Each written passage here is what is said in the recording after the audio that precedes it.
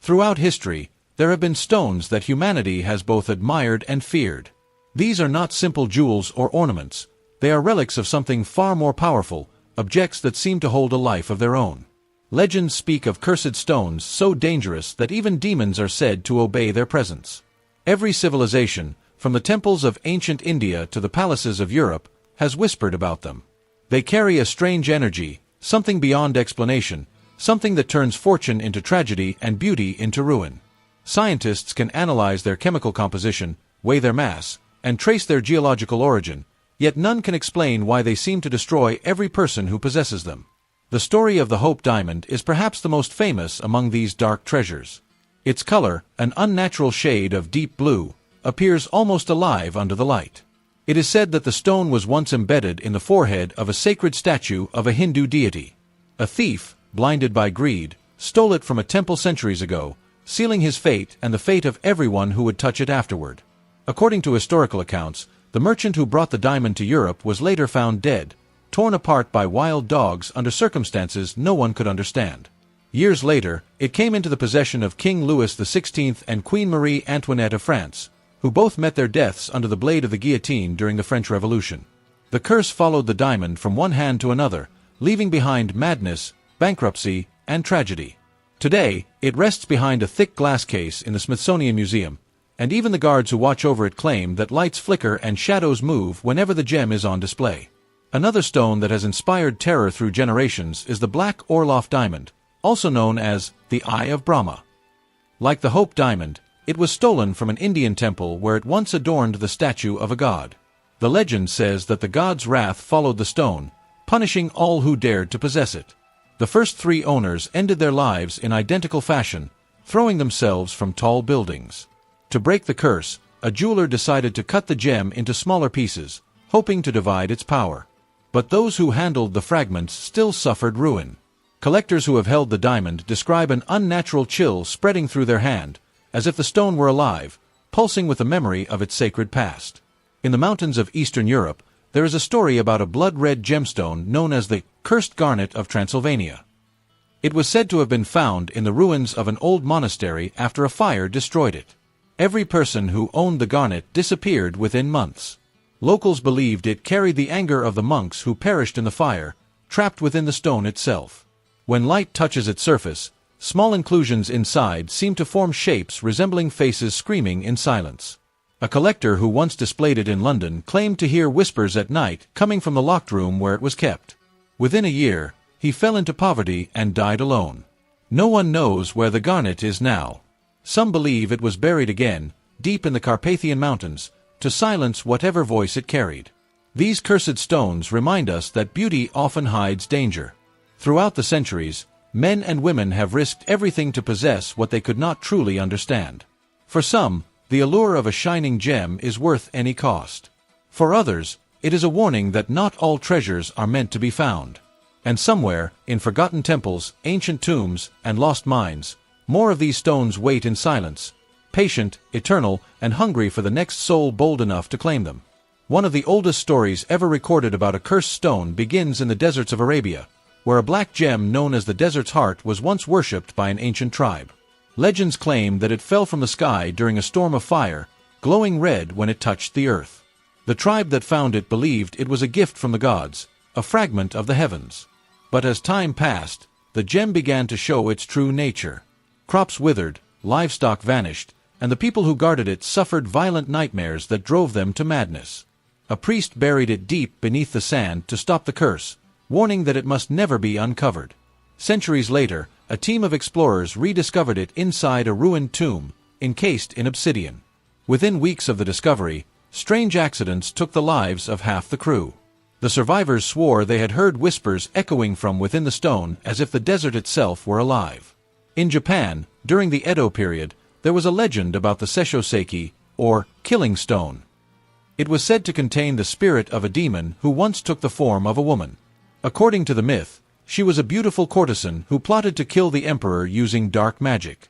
When her plan failed, the gods transformed her into a stone as punishment. But her spirit remained trapped within, and any creature that came near it fell dead instantly. For centuries, travelers avoided the area where the stone lay, believing that even its shadow could kill. In recent times, the rock actually cracked open due to natural weathering, and local monks performed purification rituals to prevent her spirit from escaping. The story of the Seisho Seiki continues to this day, a reminder that even myths rooted in stone can still awaken ancient fears. Far to the west, in Scotland, there is a lesser-known tale of the Dalnatar sapphire, a violet-blue gemstone that once adorned the sword of a clan chieftain. It was said that the stone gave its bearer victory in battle, but demanded blood in return. Every man who carried the sword died violently, even after the clan's wars had ended. When the weapon was eventually placed in a museum, visitors reported feeling dizzy or ill while standing near it. The curators removed the gem from the hilt and locked it away, yet the sensations continued. The sword is still displayed, but the space where the sapphire once shone remains empty, a hollow reminder that some victories come at too high a price. Then there is the mysterious Rain Queen opal of South Africa, a milky white stone that was believed to have the power to summon storms. According to local legend, it once belonged to a queen who could control the weather. After her death, the opal vanished, only to reappear centuries later in the hands of a European collector. Wherever the gem traveled, torrential rain followed, flooding towns and destroying homes. Locals begged the man to return it to the land where it came from, but he refused. Weeks later, he drowned when a sudden flood swept through his estate. The stone was never recovered, and even now, some villagers believe that the queen's spirit calls the storms that lash their coast. Each of these stories, separated by continents and centuries, shares one unsettling truth: beauty and danger often exist side by side. The cursed stones, admired for their perfection, seem to test the greed and arrogance of those who seek them. Their brilliance hides the memory of suffering, as if each gem holds the echo of every soul it has destroyed. Somewhere in the world, these stones still wait, resting in temples, museums, or hidden beneath the earth, silent, cold, and watching. In the heart of the Mediterranean, another cursed relic hides a story of greed and divine punishment. It is known as the Gem of Typhon, a blood-colored stone said to have been carved from the remains of a fallen meteorite. Ancient sailors once believed it carried the power of the storm god himself, capable of calming seas or summoning destruction. According to ancient texts, the gemstone was stolen from a temple dedicated to Poseidon by a group of traders who sought to use its power for profit. On their voyage back to Greece, a storm of unnatural fury struck their ship. Witnesses who later found the wreck reported that the sea glowed red for hours, as if the ocean itself was bleeding. Since then, every attempt to retrieve the Gem of Typhon has ended in tragedy. Ships sink without warning, divers vanish without trace, and even modern expeditions equipped with advanced technology report equipment failures the moment they reach the coordinates. No one has ever brought the stone back to the surface. From the calm waters of the Mediterranean to the frozen tundras of Siberia, another legend tells of the malachite idol. Discovered in a cave near Lake Baikal in the 19th century, it was a statue carved entirely from green malachite, its eyes made from two black diamonds that seemed to absorb light. The local miners who unearthed it began to die one by one, suffering strange fevers that no doctor could explain. Scientists later found high levels of toxic minerals in the area, but the locals insisted that the statue itself was alive, that at night, it changed position. One miner's diary described hearing a deep breathing sound echoing inside the cave before the collapse that buried the idol again under tons of rock. To this day, Russian geologists refuse to reopen the site. In South America, the legend of the Inca bloodstone continues to haunt explorers. It was believed to have been carved from pure jasper and placed atop a ceremonial altar where hundreds of sacrifices were made. Spanish conquistadors who looted the temples claimed that those who touched the stone saw visions of death. Several chroniclers who wrote about the bloodstone later died under mysterious circumstances. Some fell from cliffs, others vanished in the jungle. When the artifact was transported to Europe, it disappeared during a shipwreck off the coast of Colombia.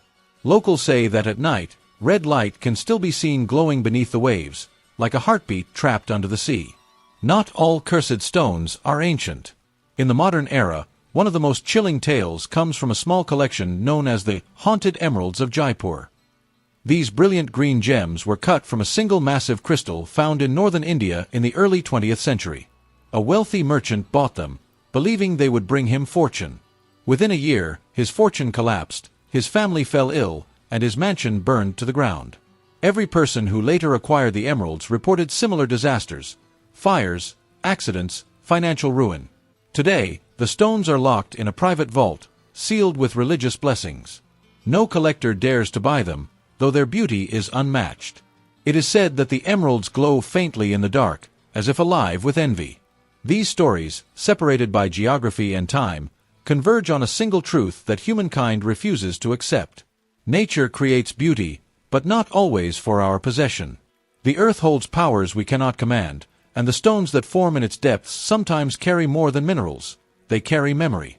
The cursed stones are fragments of the world's oldest stories, reminders that desire has a cost and that not all light is meant to be owned.